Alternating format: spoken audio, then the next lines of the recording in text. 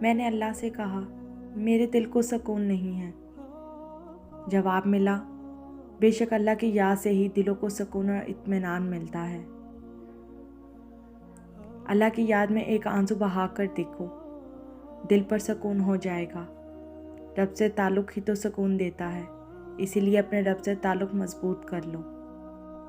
جب اللہ تعالیٰ اپنے بندوں سے راضی ہونے لگتا ہے تو یہی اس کی رحمت کی پہلی نشانی ہوتی ہے کہ بندہ خود بخود اپنے رب کی طرف کھینچا چلا جاتا ہے۔ ایک غیبی اصول یہ بھی ہے، اللہ کی مخلوق میں جو تقسیم کرو گے اسی کی تمہارے پاس فراوانی ہو جائے گی، پھر وہ دولت ہو، علم، محبت ہو یا آسانیاں ہوں۔ سورج کی شعاعیں کتنی تیز ہوتی ہیں مگر معمولی سے بادل ان کو روک لیتے ہیں۔ اسی طرح گناہ کتنے ہی زیادہ طاقتور کیوں نہ ہوں، نماز انہیں روک دیتی ہے۔ میں نے اللہ سے کہا، مجھے تیری مدد کیسے ملے گی؟ جواب آیا، صبر اور نماز سے مدد لیا کرو۔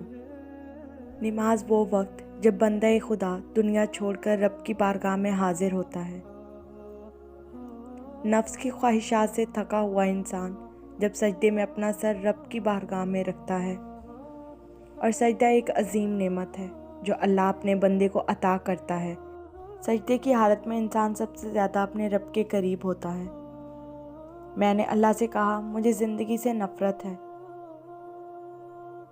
اس نے جواب دیا، تم مجھ سے پیار کرو، میں تم سے پیار کروں گا اور زندگی خوبصورت ہو جائے گی۔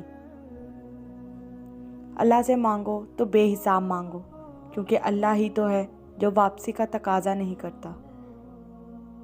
اگر تمہیں یہ لگتا ہے کہ ہر طرف سے تمہارے لیے دروازے بند ہو گئے ہیں اور اب تمہارے پاس جینے کی کوئی وجہ باقی نہیں رہی، تو اللہ کو اپنے جینے کی وجہ بنا لو، کیونکہ ایک دروازہ ہے جو کبھی بند نہیں ہوتا۔